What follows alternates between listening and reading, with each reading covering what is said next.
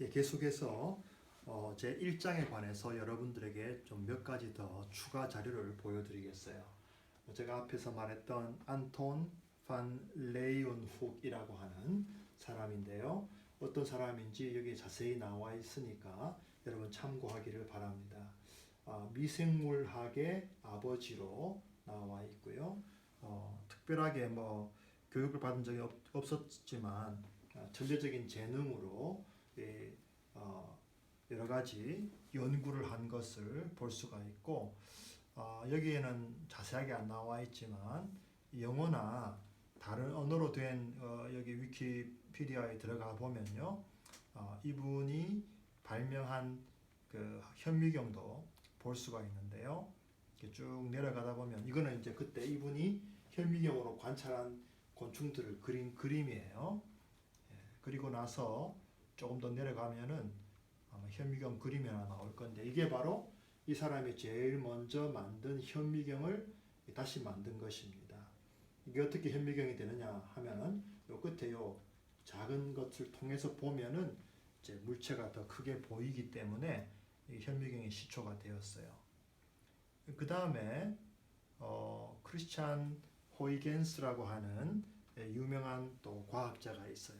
이 진자의 운동에 대해서 발명을 많이 했고, 수학자이고 물리학자이고 천문학자입니다. 그래서 이분이 어떤 공헌을 했는지 보면은 뭐 망원경도 개량을 하게 되고, 진자시계도 이렇게 추가 움직이는 진자시계 처음 발명을 하게 되고, 운동량 보존 법칙, 에너지 보존 원리, 또 하이겐스의 원리라고 하는 여러 가지 과학적인 법칙들을 발명하게 됩니다. 이게 쭉 내려가 보면은 자세한 내용들이 있는데 아주 큰 공헌을 했던 것을 볼 수가 있어요. 수학이라든지 물리학, 광학, 역학, 음향학, 시계, 천문학, 이런 여러 가지들을 여러 가지 공헌을 한 것을 여기 볼 수도 있고요. 저서 이런 그 수학이라든지 기하학에 대한 공헌들도 볼 수가 있습니다. 토성에 대해서도 연구를 많이 한 것을 여기서 볼 수가 있죠. 자, 거기까지 하고요. 그 다음에 이제 이 페런하이트에 대해서 다시 한번 조금 더 보여드리면, 이 페런하이트라는 분은 원래 아까 말했듯이 폴란드의 그 단츠히라고 하는 곳인데 지금은 그단스크라고 부르는 곳이에요. 거기 출신인데 나중에 이분은 원래 이제 독일어를 썼던 지역이기 때문에 이따가 나중에 네덜란드에 와서 거의 평생을 살게 되고, 네덜란드에는 그 당시가 황금 시대라고 해서 전 세계 무역을 제패하고, 따라서 이 학문이나 또 문화, 그리고 예술, 이런 모든 분야에 세계 최고가 됩니다. 그 중에 이제 한 사람으로서 이 온도계를 이제 발명하게 되었다는 거예요. 그래서 여기 자세한 내용들이 나오고 수온 온도계 만들었다는 거 여기 쭉 나오는 것입니다. 그래서 더 밑으로 쭉 내려가 보면은 이분이 뭐 살던 집도 있고 이분이 만들었던 온도계 이런 내용들이 이게 쭉 나오는 것을 볼 수가 있어요. 자, 그 다음에 아까도 말했듯이 네덜란드가 바로 그 16세기 경에 세계 최고의 황금 시대를 누리게 되는데, 일단은 전 세계 무역을 장악하게 되면서 경제적인 부를 축적하게 되고, 거기에 이제 자본주의적인 경제를 제일 먼저 이루게 되죠. 이게 암스테르담에 최초의 주식 회사인 증권사가 들어서게 되고 은행이 들어서게 돼요. 그러면서 이 무역이나 과학이나 군사, 예술 모든 면에서 전 세계의 가장 높은 수준을 이제 누리게 됩니다. 이것이 바로 소위 그 카이퍼가 말하는 그 칼빈주의의 어떠면 열매라고도 말할 수가 있는데요. 그 정도로 이 나라는 작지만 이 모든 면에서 수준이 세계 최정상급이었어요. 자, 이게 이제 프로테스탄트 에틱이라는 것이 나오는데 바로 칼빈이 말했던 그 개신교의 그 노동윤리 이런 것들이 작용을 하면서 전 세계 무역을 사실은 독점했고요. 대영 제국이 일어나기 전에는 네덜란드가 가장 큰 월드 파워였고요.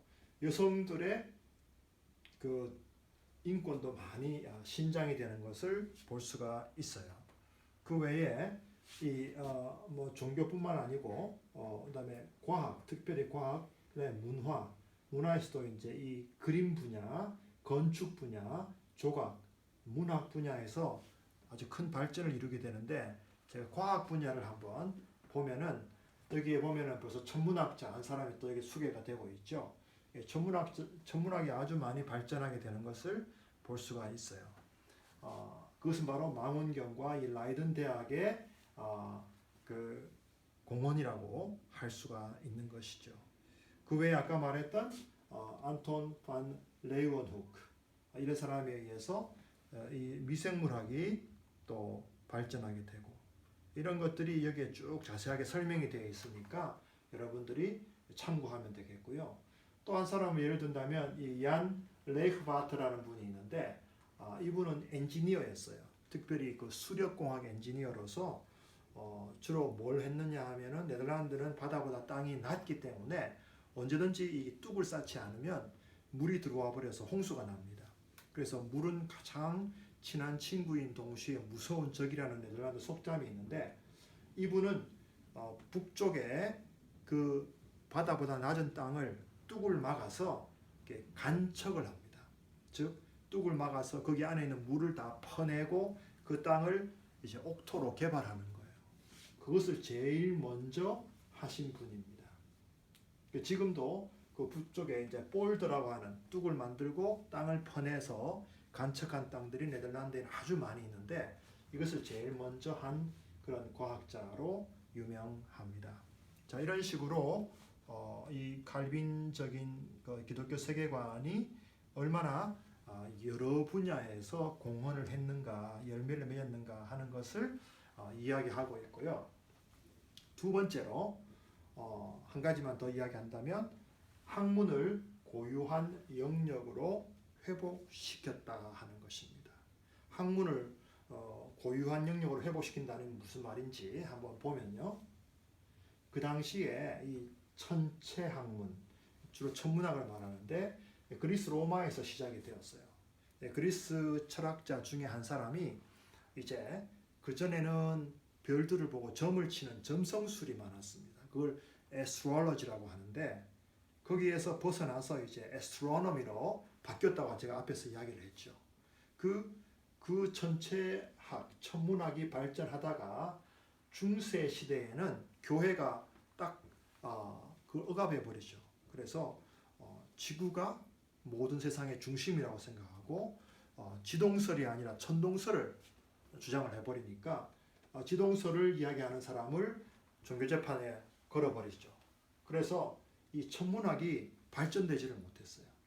그러나 깔뱅 이후부터 종교개혁이 일어나면서부터 새로운 이제 기독교적인 세계관이 회복되면서 예수 그리스도의 십자가는 창조의 원리고 일반 은총 교리를 통해서 제가 설명했죠.